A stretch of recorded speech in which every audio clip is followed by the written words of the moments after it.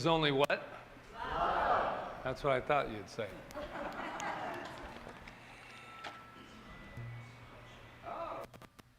Angel got its wings. Oh, that's at Christmas, isn't it? How y'all doing? Good. It's a good day. It's a good day in the neighborhood. Our message today has a name. It's called Step Out. Ooh, step out. How many of you currently or in the past have had a comfort zone? A comfort zone, or maybe several of them. It's comfy, isn't it? Until it's not. I've got one of these barometers that goes off in me that says, oh, are you done yet? Because the comfort zone is, you've been there a little long, bud. It's time for a change. Oh, I was just getting all comfortable. I love me some Joseph Campbell.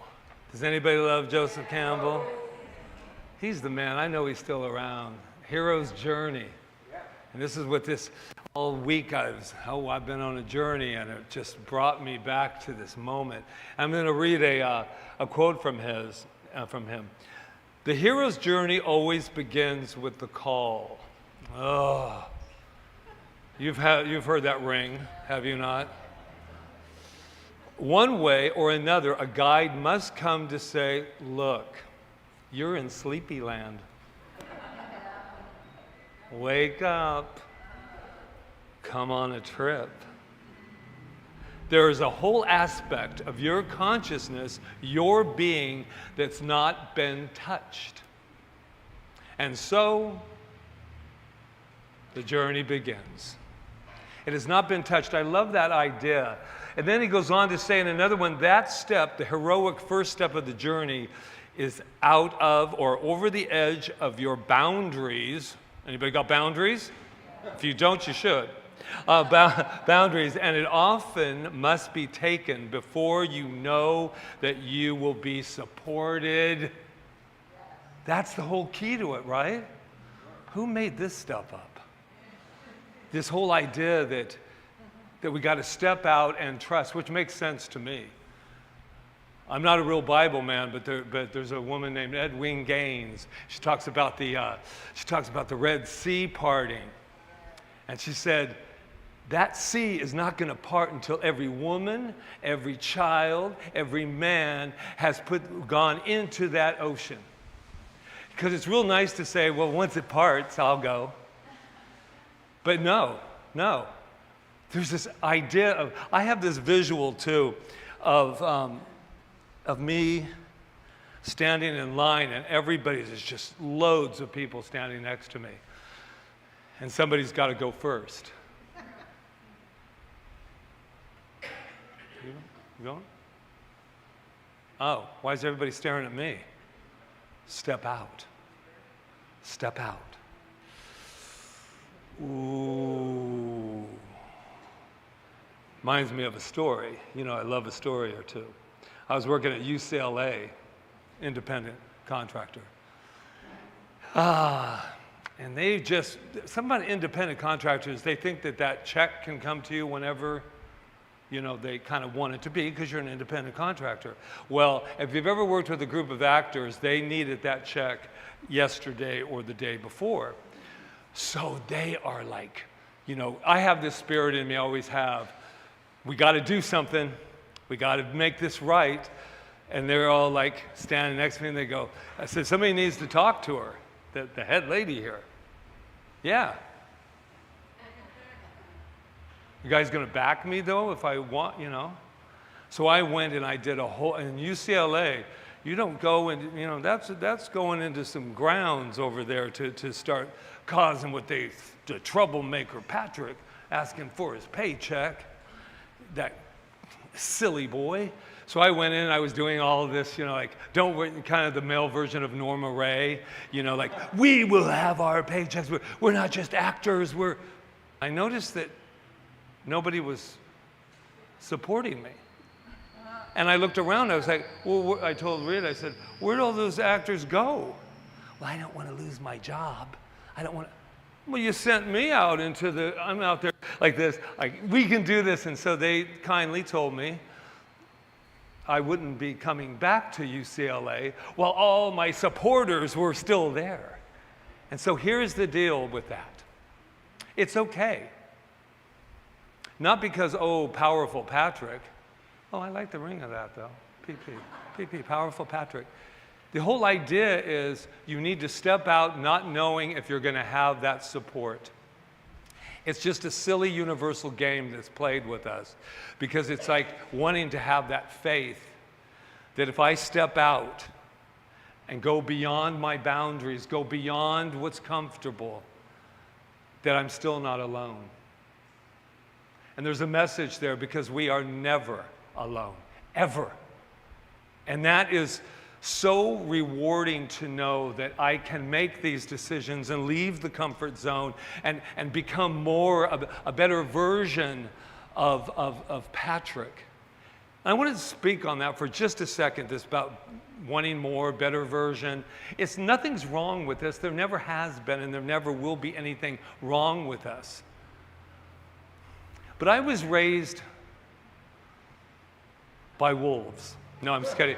I was raised in a family that said, I brought home my report card, and I went, oh, C, I got a C. And Mom was like, nothing wrong with being average. But she meant that from her heart, by the way.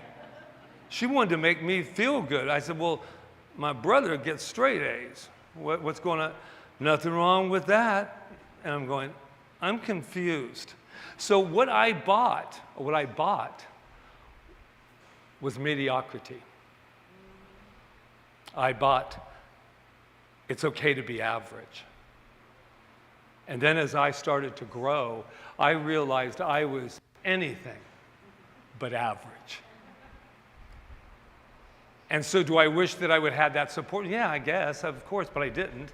So moving right along to the next step. And I liked the journey, the hero's journey of finding out that I was excellent. Maybe not at math or science or all of those wonderful things. And then just to tap on there, because I just heard my mother, who's no longer in this form, she said, would you tell him the other part? She's still talking to me. What is that going on here? She said, I came home and I got all A's because I was going to prove myself, all right? Honor roll. Mom, check it out. Straight A's just like my brother. And she said to me, I just want you to know that I don't love you any more with an A than a C, just because you have an A. And I went, damn, I worked all that thing to get those A's, and I'm still the same. Stepping out to me is stepping out of those wonderful, wonderful comfort zones. And I'm not going to apologize for wanting excellence in everything that I do, everything that I am in charge of as a leader. It has nothing to do with being an A student or any, it has to be that I want to be the best that I can be. So when I strive to remember my excellence, then I want to share that with other people. But it's not about a measuring stick here. Does that make sense? Because we are so divinely guided, so packed in, so wired for this incredible thing called good. I don't use the word God very much because if you're here for the first time, our particular philosophy does not believe in anything outside of self. That all of that incredible power resides right here. I like to think of it in my heart, but it resides and it doesn't have form. We are the very expressions of this thing called God. Wow, and you all look different. That's the wonderful part about it. The individualized expression of this thing called life. So I got another little, oh no, this is Neil Donald, sorry, we're switching over. He says, life begins at the end of your comfort zone. It does. It does. Friday night, we stepped out of our comfort zone. Oh, we did indeed. And if you've read the book, you know it to be so.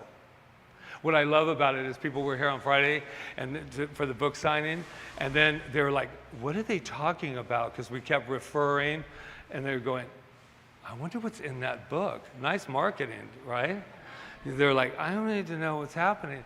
And so when we went home on Friday night, we were exhausted because a lot of things are revealed in that book, and some of them have my name on it. And it was this incredible, daring woman who decided that she would not, it's not, it's something about telling, when you tell stuff that I was raised with, being, when you have a secret, secrets are best kept a secret. And I was like, for who, you? No. Keeping a secret at my expense doesn't really necessarily work for me anymore. So what did I feel? What did we feel? There's a sense of leaving that comfort zone and actually exposing oneself to say, this is who I am. And I'm not going to apologize for it. I'm a quantum kid, man. I'm a quantum love child. Are you kidding? Wow. But it does take courage. And not to just, my mom always told me, she gets a little playtime today, doesn't she? My mom always told me, whatever you do, don't air your dirty laundry. And so dirty laundry to me is something to be ashamed of. And I'm going to let you know right now that there is no one in this room, no matter what we have experienced, has to live in the land of shame. We are too powerful for that. We are love incarnate. Wow. So act like it. You know what I mean? That's what I get. Act like it. Not act better than anyone else. How could we be better than anyone else when we're all from the same entanglement, right? So where it's been, why I don't like the word average or in the middle is because to me the journey starts with the decision and then we go. And sometimes you're like this, and then sometimes you're like this. I'm going to go. And then in the middle, I just want to let everybody know who's going on a journey of any kind. Sometimes it gets really messy in the middle. And that's where I used to call it swimming across, and I can either go all the way to the other side, or I can turn around in the middle. I can go back. Have you ever wanted to go back to something? You make a decision and you're like, whoa, this is a little scary. It's a little messy here in the middle. How did it get so messy? Has life ever been messy, or am I the only one who's had any kind of messy life? Anybody? Yeah. Nothing wrong with messy. I've actually had some really good times in my mess. Woo! Until I didn't. Message today for all of you. The journey, let's take it. Every day, every moment is an opportunity to start again. Every moment is an opportunity to take that step. Every moment is an opportunity to love yourself through it. Our friends in Los Angeles, which is where I come from, and the Bay Area, yeah, they're going through a lot in their journey right now. And I was saying on Friday, I said something like, it's a beautiful day or something, and we feel as though, I don't know about any of you, I'm just going to tangent for a moment. It seems as though we're afraid to be, and I actually heard this from somebody, to be happy or to express joy if everyone else isn't there. And I don't know about any of you, but I used to always feel that. I didn't want to come in and say, wow, I was in the quantum field, non-local, woo! I was expanding all over the place, man. I feel good. And then you say, oh, I can't really do that because they're not going through it. I mean, they're not in joy. But I used to do that a lot in my growth. I used to sit in the back seat a lot, the back seat of life. And I let you drive because I felt like you needed it, that you'll be confident. I have confidence, of course. So what I know about that is joy. Right now, my friends and those people there need our joy. And I know it feels as though we're helpless because we can't help them physically. Rita's like, well, I guess we can get on a plane and go over there. No.